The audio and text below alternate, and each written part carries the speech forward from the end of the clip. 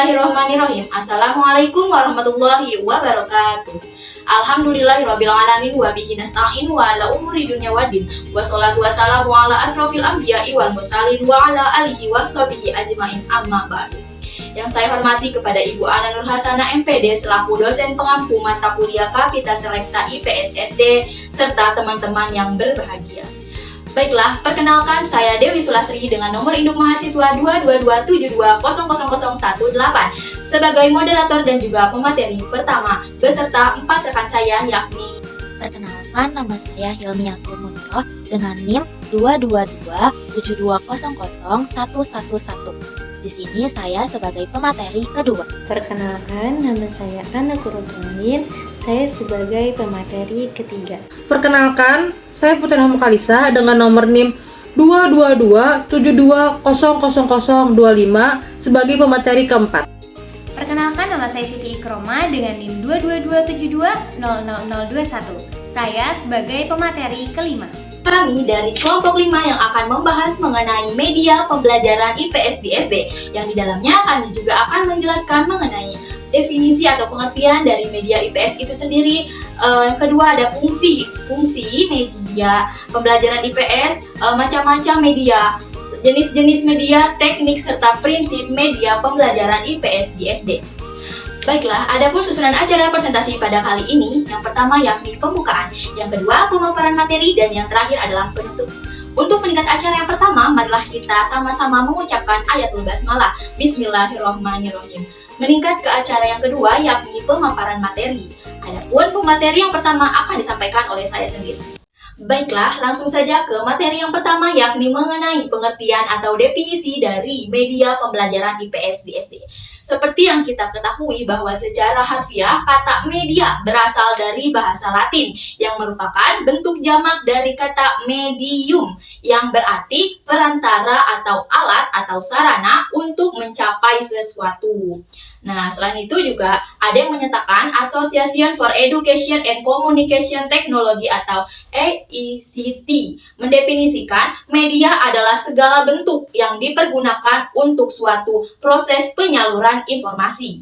Sedangkan Education Association in NIA mendefinisikan media ini sebagai benda yang dapat dimanipulasikan, dilihat, didengar, dibaca, atau dibicarakan, beserta instrumen yang dipergunakan dengan baik dalam kegiatan belajar mengajar, sehingga dapat mempengaruhi efektivitas program interaksional.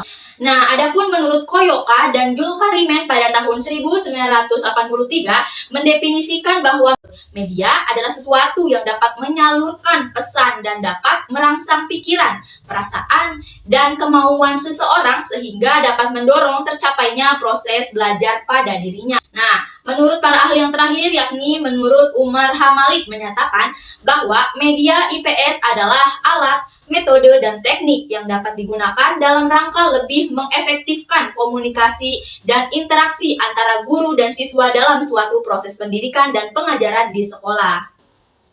Nah, dapat disimpulkan bahwa media pembelajaran IPS ini adalah suatu alat atau sarana yang dapat digunakan sebagai perantara atau suatu media untuk menyampaikan pesan dalam mencapai tujuan pembelajaran. Pembelajaran ini juga merupakan proses komunikasi yang di dalamnya ada unsur-unsur sumber pesan dari guru, penerima pesan oleh siswa, dan pesan yaitu materi pelajaran yang diambil dari kurikulum. Demikianlah pemaparan yang dapat saya sampaikan, kurang dan lebihnya mohon maaf, terima kasih. Baiklah, adapun pemateri yang kedua yakni mengenai bagaimana fungsi media IPS di SD yang akan disampaikan oleh rekan saya yakni Saudari Hilmiatul Muniroh. Kepadanya saya persilakan. Baik, terima kasih kepada moderator yang telah mempersilahkan saya. Materi yang selanjutnya yaitu fungsi media. Media pembelajaran memiliki beberapa fungsi penting. Antara lain yang pertama, mengkonkretkan konsep-konsep yang bersifat abstrak, sehingga dapat mengurangi verbalisme. Misalnya dengan menggunakan gambar, skema, grafik, dan lain sebagainya. Fungsi yang kedua yaitu membangkitkan motivasi, sehingga dapat memperbesar perhatian individual siswa untuk seluruh anggota kelompok belajar sebab jalannya pelajaran tidak membosankan dan tidak monoton. Fungsi yang selanjutnya yaitu memfungsikan seluruh indera siswa, sehingga kelemahan dalam salah satu indera dapat diimbangi dengan kekuatan indera lainnya. Misalnya, siswa yang tidak bisa melihat masih bisa mendengar. Fungsi yang selanjutnya yaitu mendekatkan dunia teori atau konsep dengan realita. Misalnya, untuk memberikan pengetahuan tentang pola bumi, anak tidak mungkin memperoleh pengalaman secara langsung. Maka dari itu dibuatlah globe sebagai model dari bola bumi. Hal yang terlalu kompleks dan sebagainya semuanya dapat diperjelas menggunakan media pembelajaran. Fungsi yang selanjutnya yaitu menyajikan informasi belajar konsisten dan dapat diulang maupun disimpan menurut kebutuhan. Misalnya berupa rekaman, film, slide, gambar, foto, modul, dan lain sebagainya. Fungsi yang selanjutnya yaitu meningkatkan kemungkinan terjadinya interaksi langsung antara siswa dengan lingkungannya. Misalnya dengan menggunakan rekaman, eksperimen, karya wisata, dan lain sebagainya. Baik, saya ucapkan terima kasih kepada rekan saya yakni Saudari Hilmiatul Muniroh yang telah membacakan materinya dengan baik. Adapun pemateri yang ketiga yakni akan membahas mengenai macam-macam media pembelajaran yang digunakan di sekolah dasar yang akan dipaparkan oleh rekan saya yakni Saudari Ana Qurratul Ain. Kepadanya saya persilakan. Terima kasih kepada moderator yang telah mempersilahkan saya untuk memaparkan materi yang ketiga. Materi yang ketiga yaitu macam-macam media. Yang pertama ada alat-alat visual.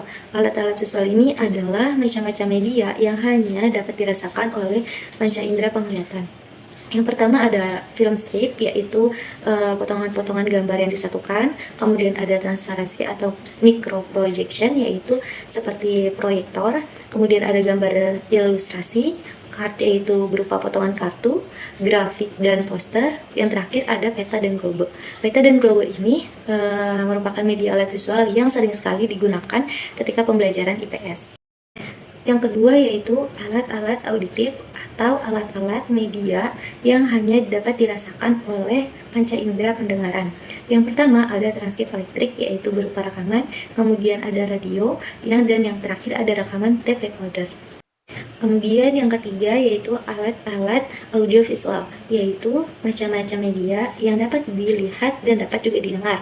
Salah satunya ada film, televisi, benda 3 dimensi, yaitu benda-benda yang digunakan ketika dilakukan model seperti sosial drama dan yang lainnya. Kemudian ada lagi peta elektrik, yaitu berupa peta yang bisa dilihat dan bisa didengar juga. Kemudian ada koleksi diodrama, yaitu koleksi yang digunakan ketika sedang dilakukan peran drama.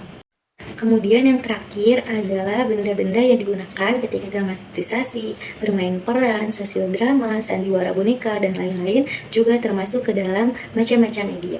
Cukup sekian pemaparan materi dari saya. Baik, saya ucapkan terima kasih kepada Saudari Ana Qurratul Ain yang telah membacakan materinya dengan baik.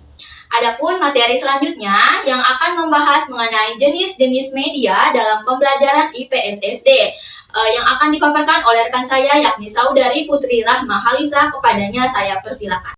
Baiklah, di sini saya akan menjelaskan mengenai jenis-jenis media dalam pembelajaran IPS SD. Jenis-jenis media pengajaran yang dapat disiapkan dan dikembangkan dalam pengajaran IPS itu antara lain ada media yang tidak diproyeksikan. Jenis media ini tidak memerlukan proyektor untuk melihatnya. Yang pertama itu ada gambar diam. Gambar diam adalah gambar fotografik yang menggambarkan lokasi atau tempat, benda-benda serta objek-objek tertentu. Gambar diam yang paling banyak digunakan dalam pengajaran IPS adalah peta, gambar objek-objek tertentu misalnya gunung, pegunungan, lereng, lembah, serta benda-benda bersejarah. Selanjutnya yang kedua itu ada bahan-bahan grafis. Bahan-bahan grafis adalah bahan-bahan non-fotografik dan bersifat 2 dimensi yang dirancang terutama untuk mengkomunikasikan suatu pesan kepada siswa. Contohnya itu kayak sketsa, poster, grafis, diagram, kartun, dan komik. Selanjutnya ada model dan realita. Model adalah media yang menyerupai benda yang sebenarnya dan bersifat 3 dimensi. Jadi, benda ini merupakan tiruan dari benda atau objek sebenarnya yang sudah disederhanakan. Contohnya itu ada model gunung berapi yang terbuat dari tanah liat, kertas, atau semen. Selanjutnya ada realita, adalah model dan benda yang sesungguhnya seperti uang logam, tumbuh-tumbuhan, alat-alat, binatang yang pada umumnya tidak dianggap sebagai visual. Selanjutnya di sini ada media visual yang diproyeksikan. Media visual yang diproyeksikan ini terbagi menjadi 2. Yang pertama ada media proyeksi yang tidak bergerak. Yang pertama itu ada slide. Slide ini adalah gambar atau image transparan yang diberi bingkai yang diproyeksikan dengan cahaya melalui sebuah proyektor. Slide dapat ditampilkan satu persatu sesuai dengan keinginan. Yang kedua, di sini ada film strip atau film rangkai. Pada dasarnya film strip ini sama dengan slide, namun perbedaannya kalau slide menyajikan gambarnya secara terpisah atau satu persatu, sedangkan film strip ini gambar-gambar itu tidak terpisah tetapi sudah tersusun secara teratur. Selanjutnya di sini ada overhead projector atau OHP. OHP ini alat yang dirancang untuk menayangkan bahan yang berbentuk lembaran transparansi berisi tulisan, diagram, atau gambar yang diproyeksikan ke layar yang terletak di belakang operatornya. Selanjutnya di sini ada opaque projector.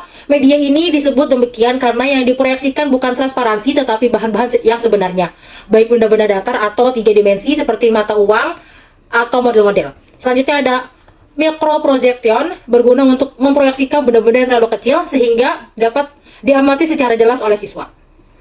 Selanjutnya di sini ada media proyeksi yang bergerak. Yang pertama itu ada film. Sebagai media pengajaran, film ini sangat bagus untuk menerangkan sesuatu proses, gerakan, perubahan, atau pengulangan berbagai peristiwa pada masa lampau. Selanjutnya di sini ada film loop. Media ini berbentuk serangkaian film, ukurannya itu antara 8 mm atau milimeter sampai 16 mm, yang ujungnya saling bersambungan sehingga dapat berputar terus-menerus selama tidak dimatikan. Selanjutnya di sini ada televisi. Televisi ini mempunyai beberapa kelebihan, antara lain itu menarik, up to date, dan selalu siap diterima oleh anak-anak karena dapat merupakan bagi dari kehidupan anak-anak luar sekolah. Selanjutnya ada video tape recorder. Walaupun sebagian fungsi film dapat digantikan oleh video, namun tidak berarti bahwa video tape ini dapat menggantikan film karena masing-masing mempunyai karakteristik tersendiri. Selanjutnya ada media audio. Media audio ini ada radio pendidikan. Media ini dianggap penting dalam dunia pendidikan sebab dapat berguna bagi semua tingkat pendidikan. Media radio, orang ini dapat menyampaikan ide-ide baru, kejadian-kejadian, dan peristiwa-peristiwa penting dalam dunia pendidikan. Selanjutnya ada rekaman pendidikan. Melalui rekaman ini, kita dapat merekam kejadian-kejadian penting seperti pidato, ceramah, hasil wawancara, diskusi, dan sebagainya. Selanjutnya di sini ada sistem multimedia. Sistem multimedia ini kombinasi dari media dasar audio, visual, dan visual yang dipergunakan untuk tujuan pembelajaran. Jadi, penggunaan secara kombinasi 2 atau lebih media pengajaran dikenal sebagai sistem multimedia. Baik, saya ucapkan terima kasih kepada Saudari Putri Rahma Halisa yang telah membacakan materinya dengan baik. Adapun materi selanjutnya yakni mengenai teknik pemilihan media pembelajaran di SD yang akan disampaikan oleh rekan saya yakni Saudari Siti Ikromah. Kepadanya saya persilakan. Baik, terima kasih kepada moderator yang telah mempersilahkan saya untuk menyampaikan materi selanjutnya. Nah, materi selanjutnya mengenai teknik-teknik dalam pemilihan media pembelajaran.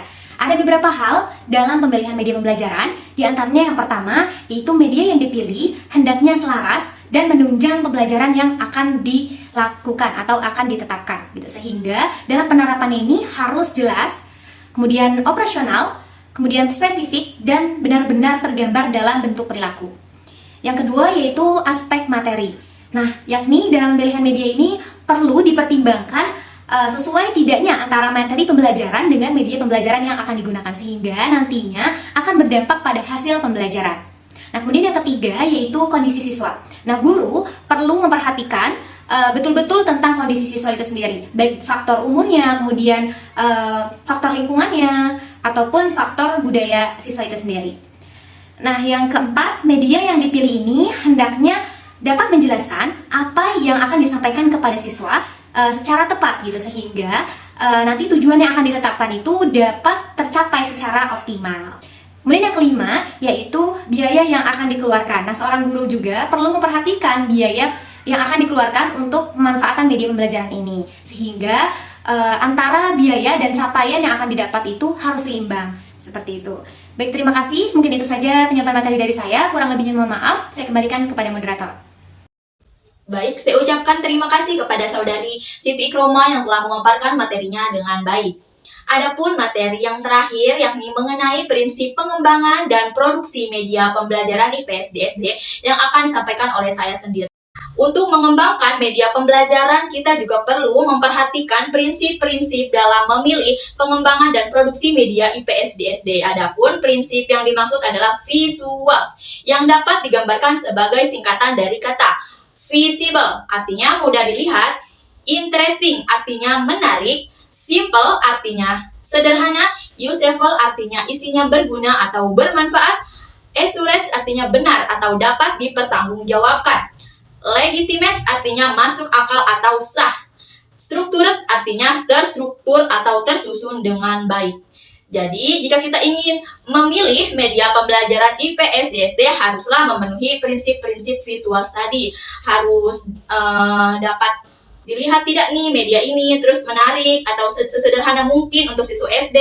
Isinya juga berguna atau bermanfaat, benar dan dapat dipercaya, bisa dipertanggungjawabkan, dapat masuk akal semua materinya, dan tersusun dengan rapi materinya. Itulah pemaparan materi dari kelompok 5, kurang dan lebihnya mohon maaf. Baiklah, saya ucapkan terima kasih kepada rekan-rekan yang telah memaparkan materinya dengan lengkap dan sangat baik. Alhamdulillah, acara-acara presentasi pada kali ini telah kita lalui. Adapun susunan acara yang terakhir yakni penutup. Marilah kita tutup acara presentasi kali ini dengan mengucapkan ayatul hamdalah alhamdulillahirabbil alamin.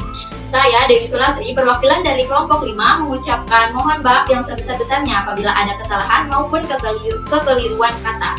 Kurang dan lebihnya mohon dimaafkan. Sekian dan terima kasih. Wassalamualaikum warahmatullahi wabarakatuh.